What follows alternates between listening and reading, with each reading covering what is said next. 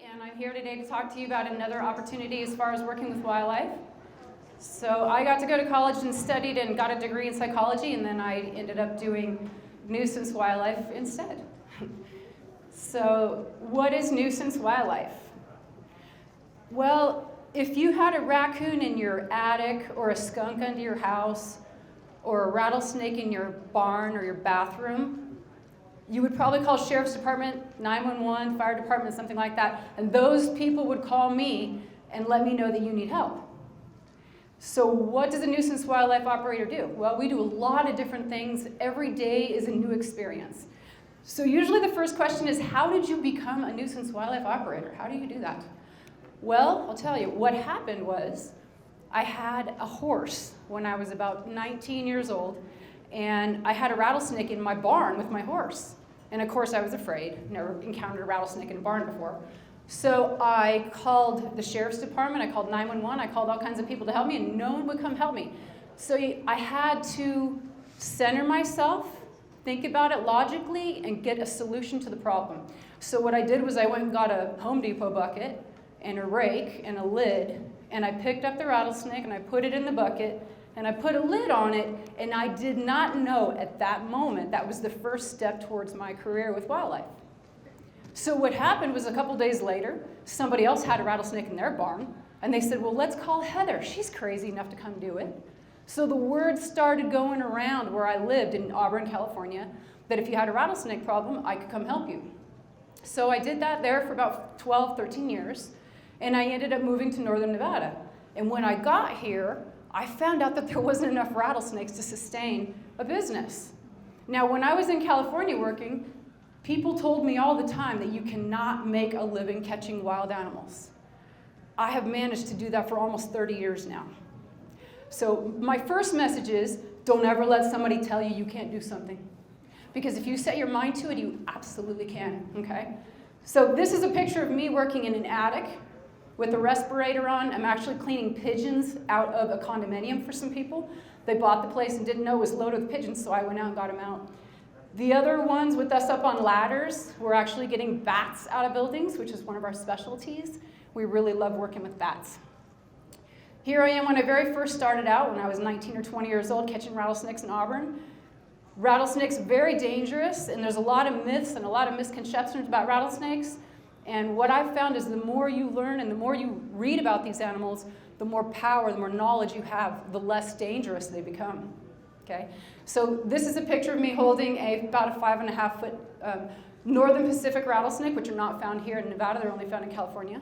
But they are beautiful snakes. They are a public safety problem. I have pulled them out of people's bedrooms, under their beds, out of their bathrooms, out of bookshelves. I've pulled lots of them out from underneath homes. So I have a great respect for rattlesnakes. They can strike at about 1/25th of a second. So that means if you can take a second and chop it into 25 pieces, that's how fast a rattlesnake can strike. So when I go out to catch a rattlesnake for somebody and I reach out with my equipment, that snake strikes out and hits my equipment, and I don't see that. What I see is a snake letting go and bringing its head back away once it's already bitten something. Your eyes cannot see a 25th of a second. That's how fast they are. So if anybody ever says you can catch a rattlesnake, grab it with your hand. Don't ever believe them. Trust me. I have seen more rattlesnake bites in young men, usually, and a lot of times there's drugs or alcohol involved. So never pick up or touch a rattlesnake, or any snake for that point, unless you're positive of what snake it is. Because there are a lot of snakes that look like they're not venomous, but actually they are.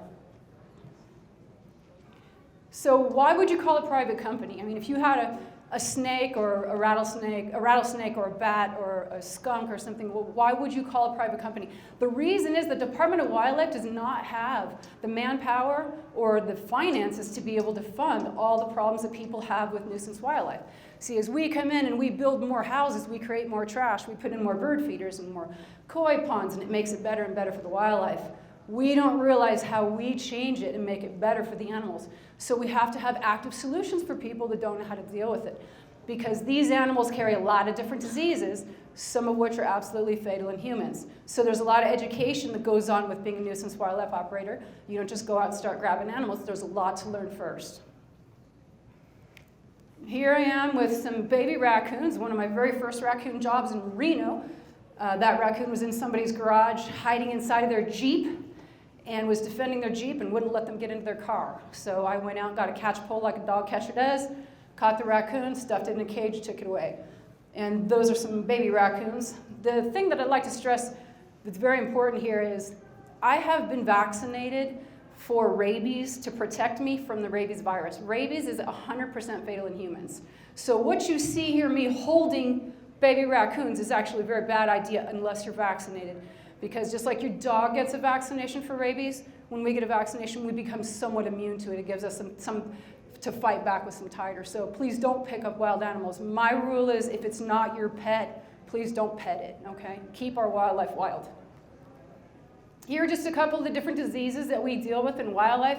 Histoplasmosis, rabies, hantavirus comes from mice, toxoplasmosis from raccoons. Most of these diseases here, untreated, can be fatal. Rabies is definitely the most dangerous one that we come in contact with, and I probably come in contact with it on a daily or weekly basis because I deal with the animals that are carrying that. Bats, raccoons, and skunks, they're one of our biggest pools of rabies in the state of Nevada. So I'm in people's attics and crawl spaces grabbing those animals with equipment, never with my hands, and retrieving those animals and removing them for people, and then I educate them how to not have the same problem again. That's the important part, is education, always. So we deal with skunks and raccoons and fox, and people say, well, what does a skunk do that's so terrible? Well, skunks can get up underneath your house, and they play, and they fight like cats, and they spray, and it smells horrible, and pretty soon you don't want to be in your house anymore. So they can be a big problem for that. Fox, usually the biggest problem we find with fox is they'll go in and kill people's chickens, just like bobcats. Bobcats, a lot of times, will go in, they might kill 15 or 20 chickens just in a night because it's fun, because they're hunters. So again, we're just worried here, taking care of making sure that you guys know that these animals do carry diseases, so you really don't want to handle them. Here's some pictures of bats. My real passion in this career is bats. Bats like rattlesnakes I found years ago are definitely the underdog. Nobody wants to take time out to study a rattlesnake until they see one right in front of them and they wish they would have read something. The same thing falls true with bats. Nobody really wants to learn about a bat. It's just a creepy little thing, right? No, the more you learn about it, they're actually fascinating animals. Do you guys know that bats use sonar? So when they're flying through the air, they'll chirp at something and that sonar bounces off the item and it comes back to them. And they're like a little computer. It tells them how big it is, how small it is, what it is, if it's a bug. And this is how they hunt in complete and total darkness. They're very fascinating. This right here is an attic space where bats had been congregating for quite some time, and you can see an accumulation of guano, which is the bat's feces. This becomes a problem because it also grows diseases inside people's attic spaces. So once we remove the bats, we generally do the cleanup as well to get that risk taken care of as well. Oops. This is just a little diagram that talks about rabies, and we're not going to get too much into that because it's kind of technical and it gets kind of boring, but the most important thing you guys need to know is that rabies can be transmitted several different ways. A bite, obviously, because the saliva you can get transmitted rabies can be transmitted through the saliva, scratches, and also aerosolization. And we've been talking about aerosolization for many years, and people thought we were making up terminology, and I actually would have to say, you know what aerosol, like a hairspray can, that's what a bat is doing. While it's flying around above you, it's chirping. When it's chirping, it's actually emitting some amount of saliva. So if you're running around with a tennis racket or a towel and you're trying to catch a bat, you really could be putting yourself at risk. So we ask if you've got a bat in your house, please don't go after it. Contact somebody that knows what to do so that the problem doesn't become larger. Yes, question? So I was just wondering about rabies. Is it like a bacterial or virus infection? Great question. Is rabies a bacterial or a virus? Rabies is a virus, just like what we're dealing with COVID, but the difference is rabies is 99.9% fatal in humans. So once you start to show symptoms, it's too late. They can't save you.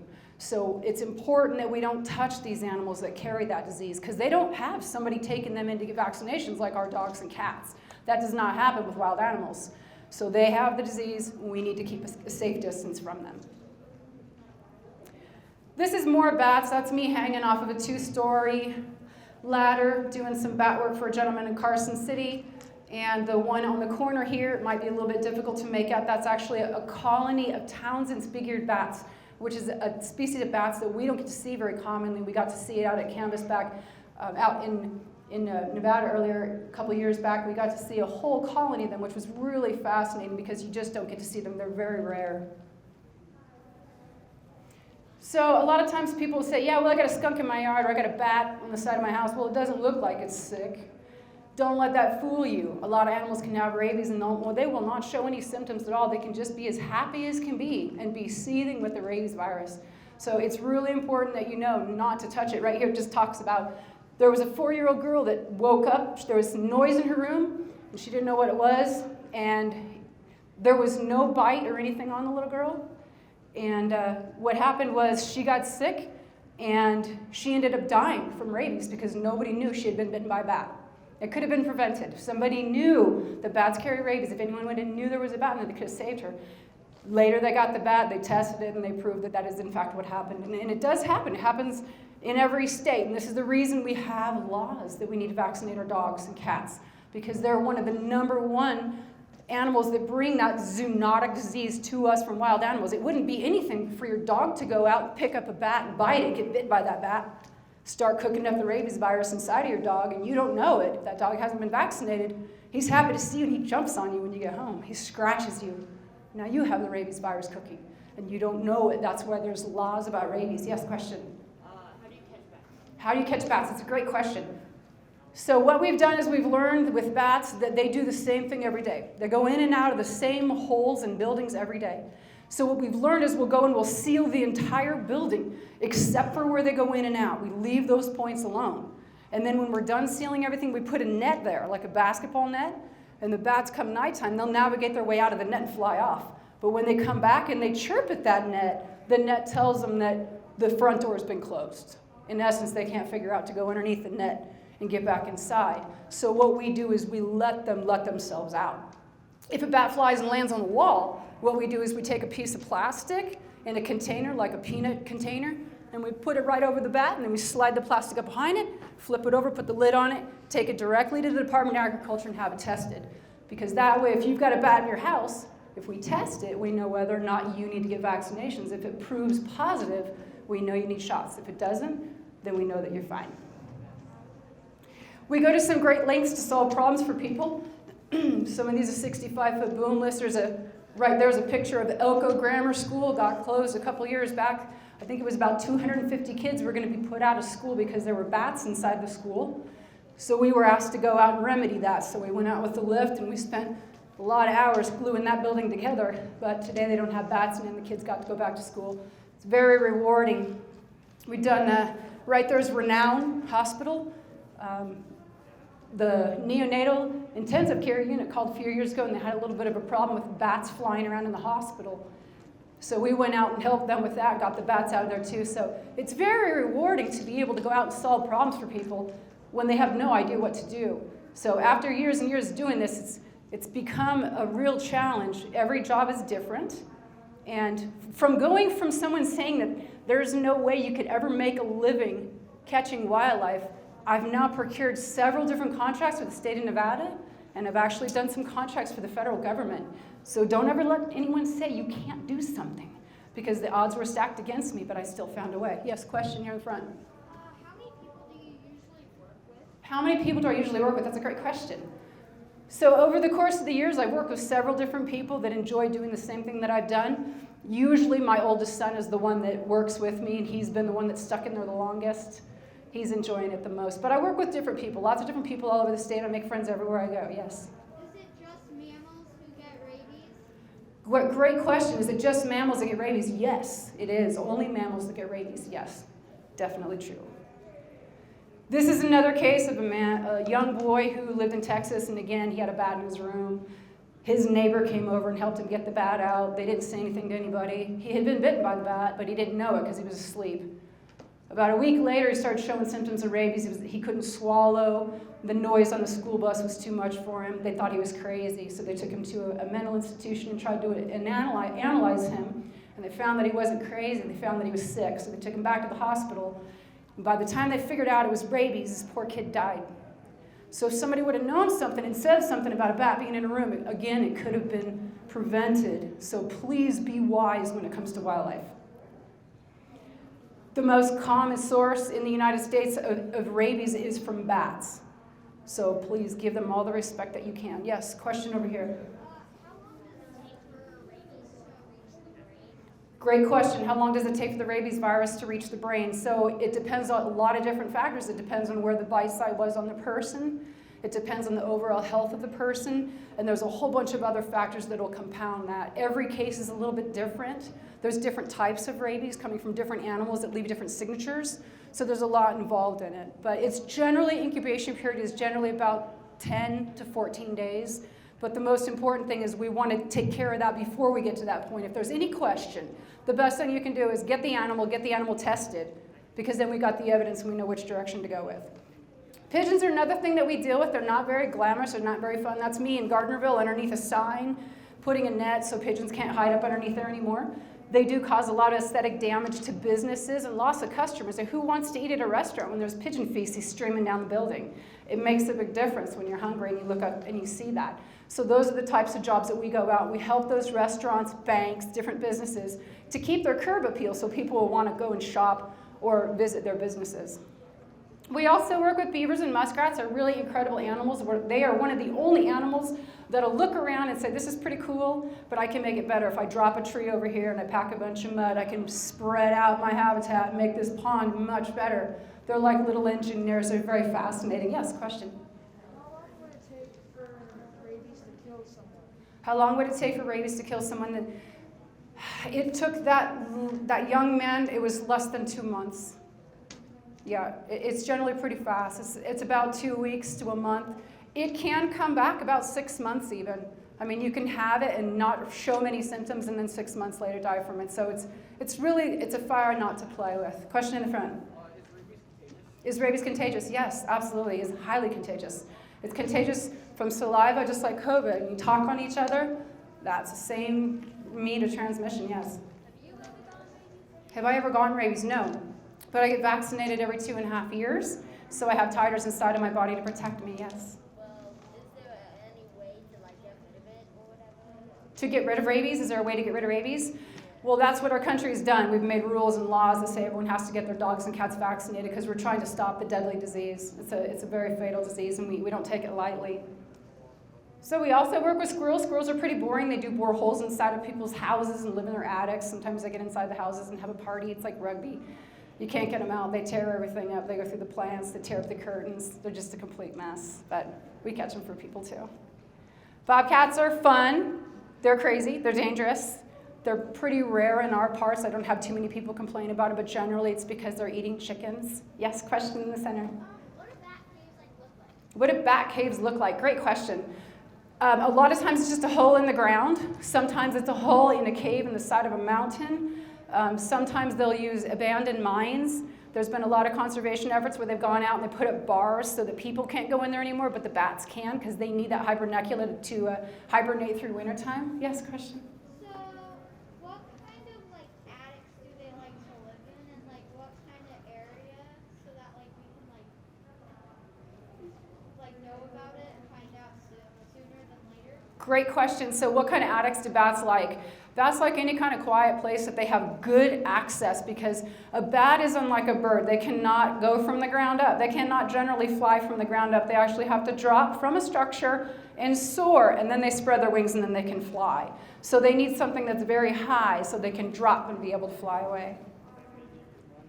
Sometimes we get the opportunity of working with badgers. Badgers are a really neat animal. They live in big holes. They're called setts.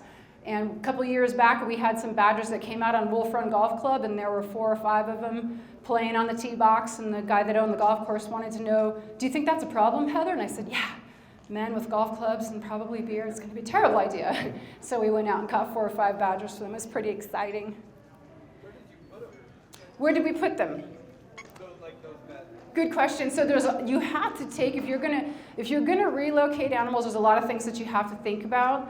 And at the end of the day, sometimes relocation is not the best thing, because there's areas where you're doing a lot of construction or highways. A lot of the places where we used to have animals like deer or badgers, they're not there anymore because of habitat destruction for whatever reasons. So generally, with a lot of the animals, the laws vary depending on what type of animals that we capture and what we're allowed to relocate or not relocate. But badgers do well in like Washoe Valley or somewhere up high where there's a lot of meadowland but not houses. There used to be a lot of badgers in Washoe Valley, and now you're hard pressed to find them anymore. They're pretty rare around these parts. Elko, they're thick. Question in the center. Do bats that live in contained places or zoos have rabies? Yes, that's a good question. Do bats that live in closed areas have rabies? Yeah. So what it comes down to with the science with bats is with any bat colony, between 1% and 3% of the colony will be shedding the rabies virus at any given moment. So if you have a bat colony, it's not if you have rabies, it's that there's rabies there, because if there's, you've got 100 bats, 1% to 3% of those have rabies. If you have 1,000, 1% to 3% of those have rabies, and it just grows exponentially. So if there's bats, you can pretty much trust guilty until proven innocent that they're going to have rabies. Last question. I think I got to go if you guys have lunch. Yes? Can you die from rabies if you're vaccinated? Great question. Can you die from rabies even if you're vaccinated? I believe you probably could if your titers get too low and your body didn't know what to do with the virus. I'm pretty sure, yeah, that you probably could, so you need to keep up on vaccines. Yep. Well, I just want to thank all of you very much for having me out, and I just want to say, you know what? Follow your dreams. Do it. Thank you.